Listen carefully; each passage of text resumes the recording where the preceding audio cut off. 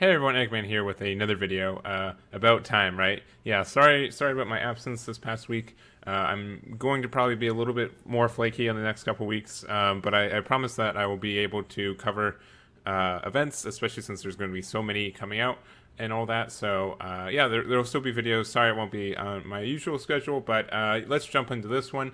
This one also took like a little extra work just because I think I took for granted the last couple of events, so people kind of made the deck list for me, but I had to go back to my roots and make deck lists myself. Not a lot of people were making these, even though they are super available. Shoutouts to the whole team for the Oceania top 16. But yeah, so we've got the top 16 decks. I did like 10 deck lists for them. Some of them I did not make them only because they are very close to the same, mostly the Universe 6 Kabas and the the blue yellow Janimba. Most of them are very similar, and Atoa, so it's almost like most of the stuff you want to see. But sorry I didn't get all of them, and if your deck wasn't part of this and I didn't, if you chose a leader that and I didn't choose your deck, sorry that I didn't cover yours. But let's just jump into it. So looking strictly at the leaders, we had this event had, I think, 120 people, which is pretty big. Especially for like just a large event. And I personally don't know that much about the Oceania scene, but it is really cool to me to think that, there's just this big scene somewhere else, and it's really awesome to see that as well. So there were 4 Kabas, 3 Janimbas, which was surprising to me at first, 2 Toa, 2 Shenron, a yellow Broly, a green Broly, a yellow Dende, a Hirudegarn, shoutouts to Anthony Hayden, and a red Gogeta BR. So really cool that there were so many leaders being represented. It really kind of thinks to me that, this is a really diverse meta. And it's really been like this for a while. This meta's been out for over a month, and we're still seeing the amount of diversity that we see here, and I think it's fantastic. So other than that, let's look at the we also have the stats from this event. Shouts to DBS Meta. So yeah, 118 people. There were 17 Shenron, and then everything else were in the single digits. So very surprised to see that. And 2 of them were able to make the top 7 or top 16. So there's that. 7 Toa and 2 of them were able to make top. There were 3 of the 7 Janimba were able to make top. What else? 4 of the 7 Kaba, which is a great ratio there. What else? There are only 4 Kid Cube, which still surprises me so much. I always feel like it's going to be so good. But, it used to be so dominant, such a loved archetype, to be down to only 4. Like about 4% of a meta, less than that. It's crazy. We also have 4-star Broly's, with one of them getting in. We had 4 Vegeta Baby. I've been saying this for like ever, but I always feel like Vegeta Baby should be doing better, and it's really interesting that it always feel like they come short. So 3 Hirudegarn, with one of them making it through. 3 set 6 Gogeta, with one of them making it through. What else? We also have what? Oh yeah, a yellow Dende. I think and a yellow Broly. Yeah, he was the only yellow. The guy who got first place was the only yellow Broly for the entire event. John Argios. Yeah, that's insane to me, especially since yellow Broly used to be such a dominant force, just being down to a single one, and it, still being the one who wins the event. So very cool there. Also, there's this breakdown of success tab, which I think goes in a little bit more depth. Once again, shoutouts to the DBS Meta group. They do a lot of work and make this really easy for me. I also have like the top 16, so some extra some extra decks that also made it. So we've got some more Toas. We've got some more of the ramp version of Shenron. We have some Clash of Fates Goku who made it top 16. We had a prison deck. We had a Yamcha deck make it. What else? Victory Strike deck make top 32. Let's see, Shenron. Okay, yeah, a bunch of like kind of weirder versions of Shenron. Domigra made it top 32, and set 7 Vegito engine. Interesting. He made top 32.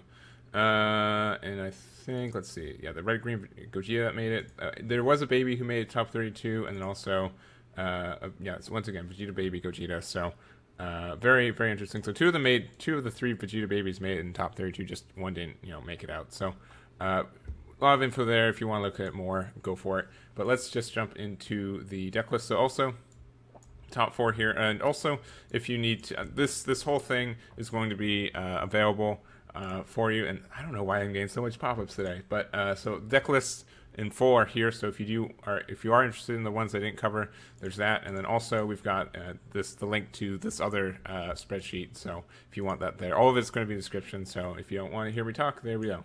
So top 4, we got John with his Universe 6 Broly. Also shouts to, I think Marcel Russell was a big contender for there, like was talking about this deck for a while too. So I think there's some credit that goes to him. There's also Carl Penton with Universe 6 Kaba, Luke Fletcher with Toa, and also Timothy Hayne with a blue-yellow Janemba. Janemba's back in the top 4. What a surprise. So let's go on to it. So this is John's deck that he ran. And so the idea for this deck is honestly the Universe 6 engine. And if you look through the archetypes that were present, there are, six Universe 6? That's on theme. But yeah, there are a lot of Universe 6. A lot of people are running this engine. And that's really surprising to me. When we looked at the event that came out last month, if we go to the event, I should have had this pulled up. If we look at Philadelphia, there was, a single Universe 6 Kaba? Right? Yes, there's a single Kaba who made it into top 16 for that event. So really interesting to see that it being so dominant in this other event with no cards changing, just people figuring out, and it just looks like there are more people who are susceptible to the whole combo. So so he's got pretty much the main engine.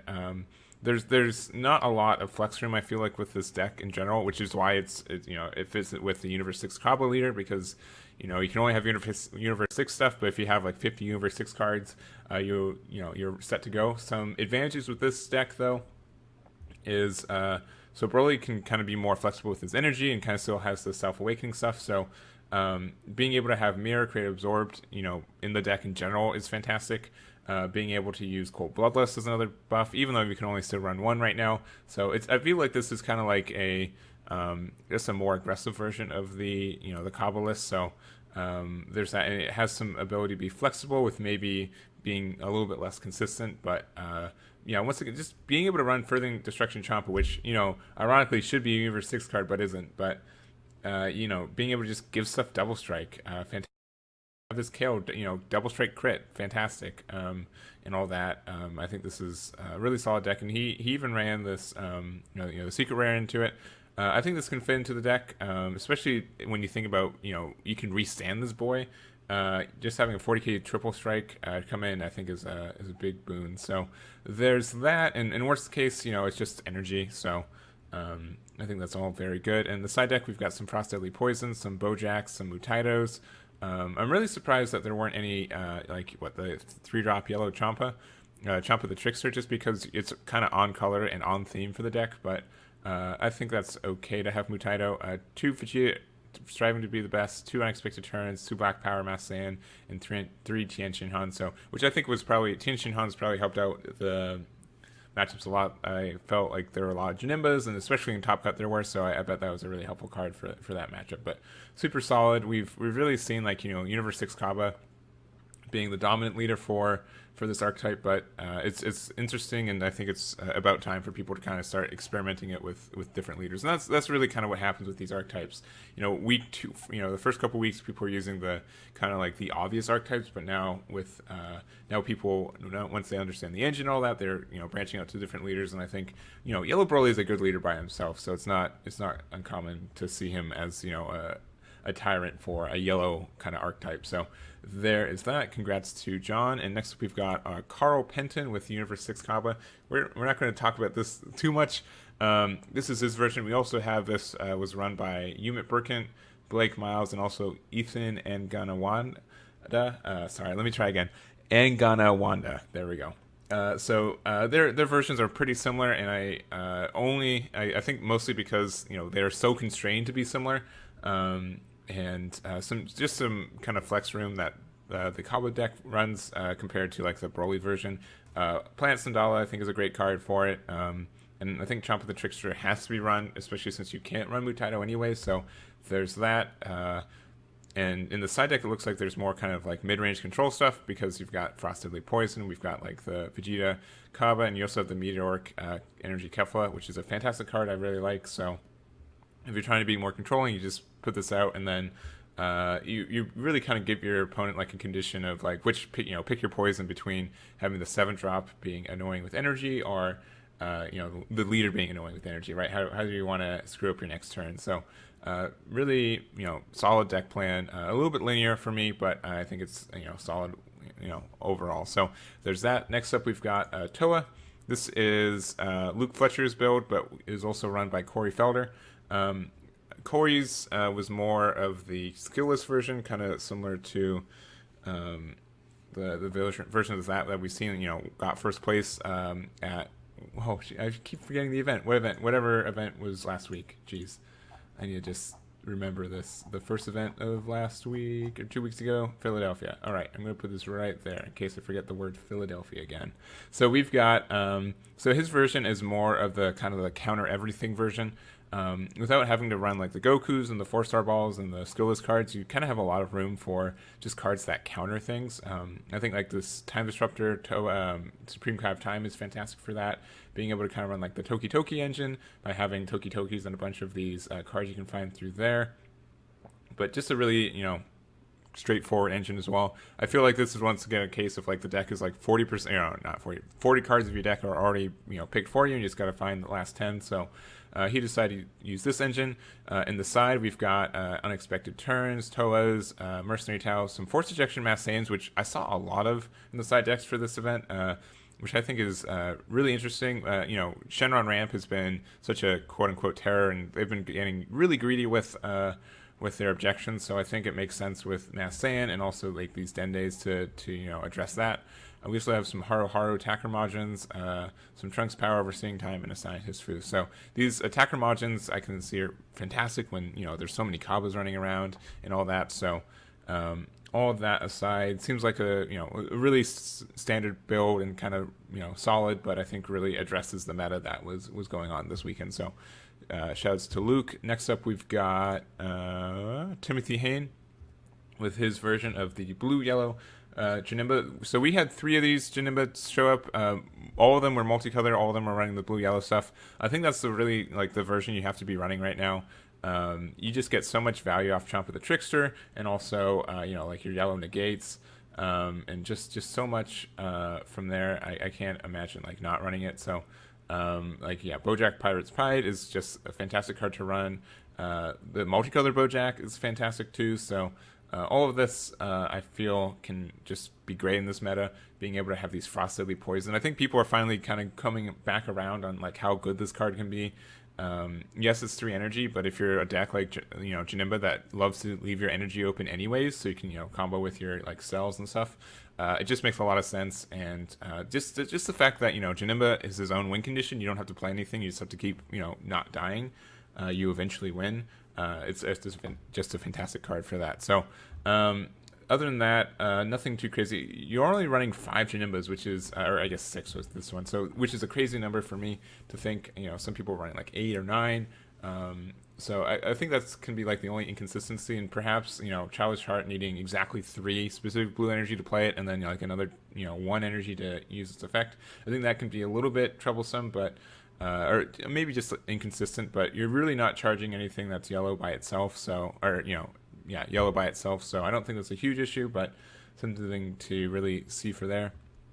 On the side deck, we've got some Awakening Talent Pans, some Gawasu for the mirror match, some Reality Benders. So you get 2 more Janembas, which is nice. Another Chomp of the Trickster, and also the All Too Easy, which are fantastic cards for playing against the Kaioken matchup, which I think people are playing quite a bit. Looking at the meta, a lot of people are trying to get Kaioken off. So there's that, and then also 3 Mercenary Tau, Ruthless Trainer.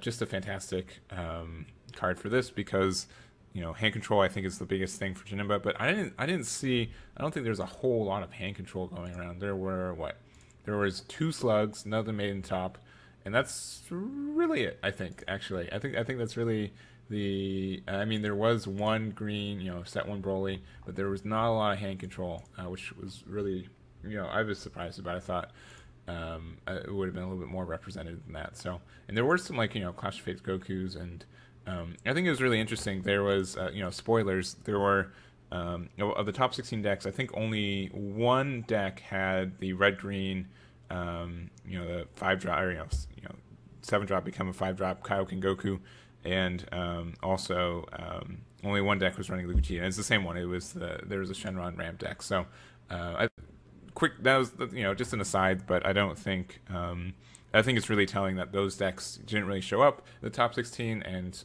which I just feel like a lot of people are complaining about, but I don't think it's a big issue right now. So all that aside, let's jump on over to Anthony Hayden. I think they're brothers. I'm pretty sure. I think they're just brothers. I don't think they're twins. But shoutouts to both of them for getting top 16. So this is Hirudegarn. It may look really familiar because, hey, guess what? I featured this deck like 90% of the way with Cody a couple weeks ago. It's won me it's won me 2 invites in my I only need one, but it's won me 2 invites for my prelims. I'm using a deck really like this, so but shoutouts to Anthony for running this. Big changes that he made is he added Fu the Dark Banisher. I think the second time I used this deck, I put Fu in, and but I don't remember if I ever publicly said that. So not to like retcon myself, but there's that, and I think that's pretty. Oh, You're Wide Open is another big ad that he put in. He put that in the main, which I think is a good call because since this counter activates on counter window 1, and you play it before cards actually played, there's a lot of potential to just screw up a card, whereas like Champa and the Undying Spirit Gohan, they're not as needed as much. So there's that. What else we got? In the side, he had 4 Force Ejection Massan, and I think it's a really good card. I think like Ramp can be like the strongest matchup against this deck, so being able to stall them out at a certain amount of life, a certain amount of energy can be really helpful. So I like this card. I don't know. There is a bit of like a race condition of where you need certain parts into your drop area, and there's you're sparking for Dimension Magic, so you got to be careful. But you can also just hard cast this for 3, and when you really think about it, that's what you're doing with Dende too, right?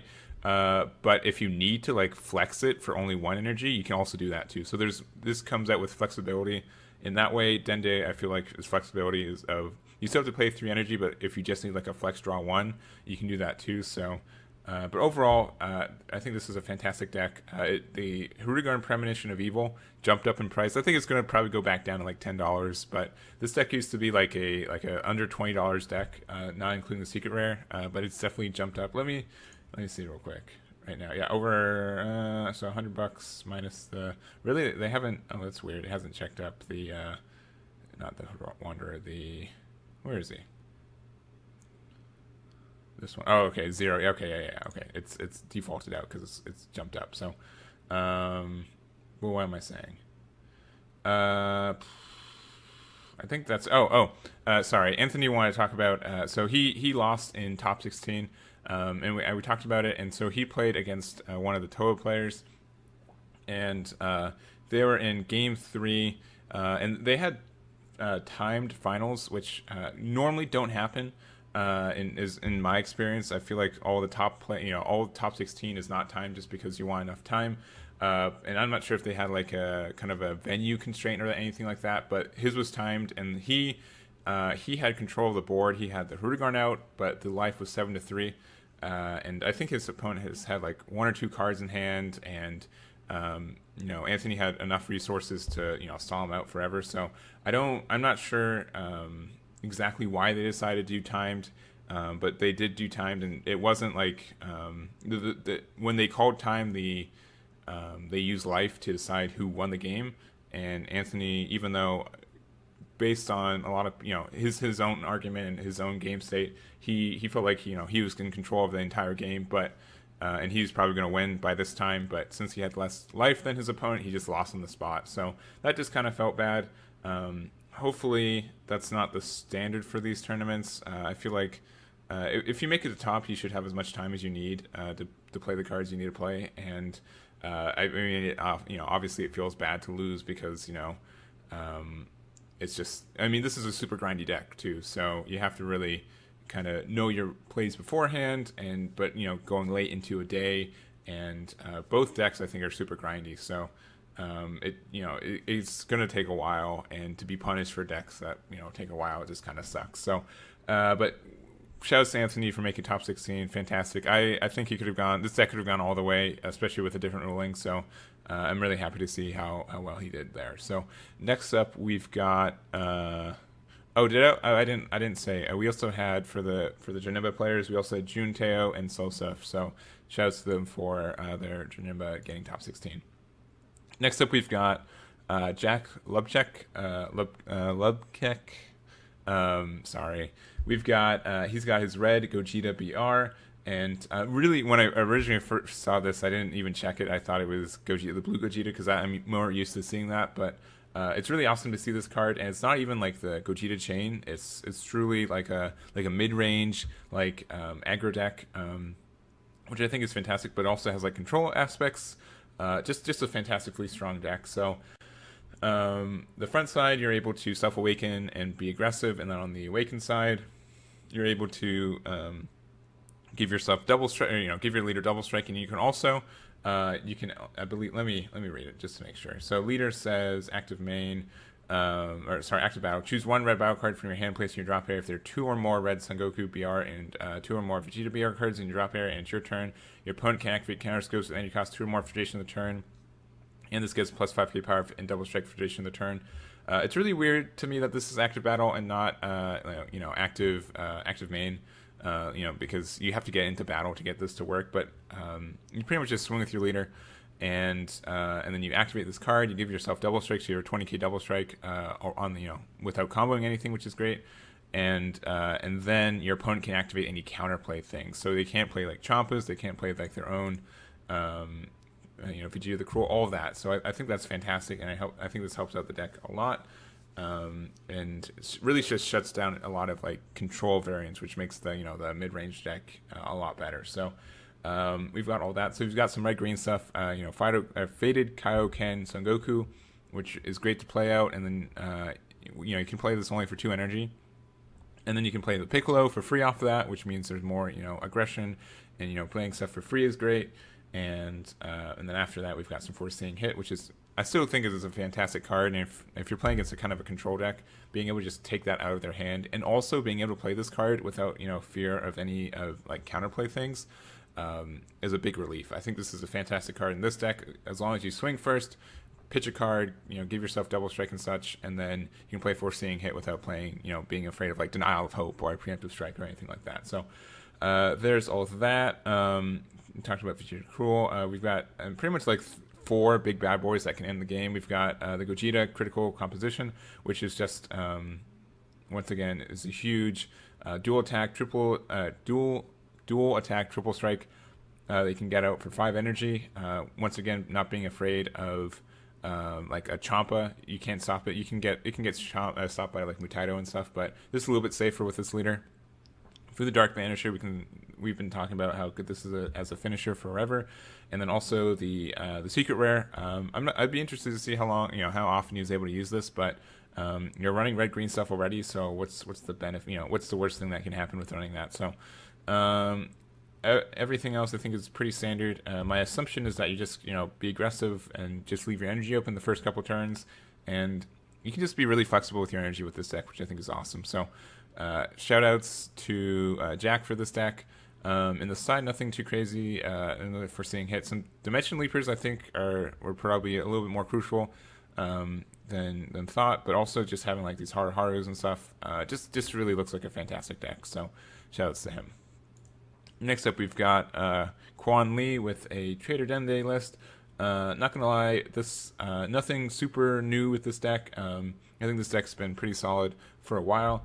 And I don't think there's anything from set 7 that was added. Unexpected Turn, there we go, and the Frost Path to Full Power. But really, I think these Frost to Full Power are fantastic for this deck. Really, they needed it because I'd say Mill is probably the hardest matchup for this deck. So being able to, pitch these cards, get some stuff back, and you're not really afraid of pitching cards to activate it because your opponent, you're losing to your hand control already, so you're not super afraid of that. So Other than that, still really solid, and congrats to him. We're gonna kind of speed through these last ones. Just they're nothing I'd say super new compared to the first half of this video, but I think they're still deserving to be looked at in this set 7 archetype. So we got Green Broly. This thing like never dies. I feel like we always get like one. We don't get many more than that, but one guy is able to get lucky enough to get everything they needed and get through it. So it's still the green yellow version, which I think is still correct, even though we can only run one Cold Bloodlust. But to compensate for that, he put in 2 Mutato Skill of the Stage and 2 Khalifa Troublemaker of Universe 6. This Khalifa is just dirty in so many ways, and so being able to play this for 2 energy and like hit one of your opponents like super important energy, I think is enough to win the game a lot. And I'd be really interested to see how crucial she was. Maybe it wasn't, but I think it was helpful there. Other than that, pretty standard build. Also, some Super 17. Being able to just plop this boy down and then make your opponent pitch 2 cards, and then also I think the more important thing is not being able to be his attack can't be negated. So I think this could probably be like a really good win condition too, and it's a 5k combo, so it's never like super dead in hand compared to like Tragic Awakening or anything else like that. So and then also just a Mirror Create Absorbed, and also like these Hidden Power East Supreme Kai. I guess this was actually pretty standard towards the end, but looks like a really good modern build. If you still want to play this deck, I think this is a great starting point, and can really just help you out a lot. Other than that, I was a little bit interested about like the counterplay, 2-drop counterplays on the side, if what they were really for, and if they helped a lot. But I felt like still really solid, and I'm not looking at this over. I'm not surprised this was able to top. But I don't think this archetype is really popular right now. So next up we've got 2 more Shenron decks, and this will kind of end the day. So we've got Matthew Clarke's. I'm gonna say I don't almost want to call it Universe 6 combo, or Universe 6 Shenron, but because it's mostly just the Khalifa combo, which I think is the more the more strong. But this was a really interesting deck to see in the top 16. So it really is just abusing Vados and just energy tapping with Khalifa and pretty much both Khalifas and the secret rare. So I mean, like if you play the secret rare and then you give it like triple attack, you pretty much win, right? So I can see that being like a really good win condition, and then but also being able to be aggressive with your Khalifas, being able to aggressively tap down their energy. You can even like tap down cards with the 4-drop with with Arrival. So this looks like a really cool deck, and like this Goku Black is insane. The really interesting thing is that there's no like the only desires are the personal ambitions. I would almost kind of assume like 1 or 2 like World Peace, or like even like Squad would be good in this deck, but I'm really surprised how well it did. Like World Peace into like a Khalifa, and then get 1 for free, and then you can like hardcast 1 or play like another one. I think would be good, but really, I guess like giving something triple attack is still like good enough in so many decks. So I'm not. I think this is a good pairing. So because I've seen like the Porunga version of this deck, but like once again, triple strike can just do so much work for you. On the side, we've got some Betrayal of the Masters, just to blow up some important stuff. Some Fearless Assault Krillin. Variants like this is like mid-range aggro, I guess, but like this has a lot of potential to be super aggressive or a little bit more laid back. So and also like these Mirror Create Absorbed, I'm surprised they're in here, especially since there's not any double strike. And like this card's a really good card, but you have to like give up your. I mean, I guess you don't have to give up your. What is it? Your wish. You can wish and then play Mirror afterwards. So I guess that would be good enough. But I am kind of surprised. You're probably fine with the double strike. I think it's all right. But other than that, I think this is a great deck. And then lastly, we're going to look at let's see, Damian Willen's Shenron Ramp, and by Damian's I mean Anthony Hernandez. This is, as far as I'm aware, I could be wrong, but I looked over the list. I double checked. I wasn't originally going to add this to the thing, but I'm like, okay, all I have to do is actually just copy it off the Philadelphia event. Look at that, leaving that there helped me out. But the main deck was, I believe, 100% the same. Damien, if I'm wrong, let me know. But there, and then in the side deck, the only thing I could see being changed was the Son Goku striving to do the best. So Really, so I was skeptical last time I looked at this deck, and honestly I still am. I haven't had any experience, so I'm not gonna be. I don't think I'm a good source for how to play this deck or what it suffers against. I'd always would think that I'd have a really hard time against Universe 6 Kaba, and since that was so prevalent in top 16, I thought it would have been a little bit weeded out by there. But obviously that was not the case, or at least it wasn't weeded out until after top 16. So. But yeah, being able to play all these big boys for reasonable cost on a earlier turn than you'd expect can really be explosive and win you the game. So I'm still really like it's not even like it's a bad thing, but like I'm still like, why is there? You've got at all cost Vegeta, like add a 20k Goku, please. You can use these Union absorbs, but I understand that that's not the main point of this deck. It just drives me like crazy. It's like, the missing puzzle piece, it's gone. But yeah, still a really good deck, and Damien obviously did a really good job piloting it. So shoutouts to him and Anthony, and I think that's gonna wrap it up. So that's gonna be it. All the links for this will be in the description. Thank you guys for watching this long, and sorry I haven't been making pumping up videos as much this week and last week. Hopefully I'll be able to go back to a semi-regular schedule in the next couple weeks, and that'll be it. So thank you guys so much for watching, and I'll catch you all next time.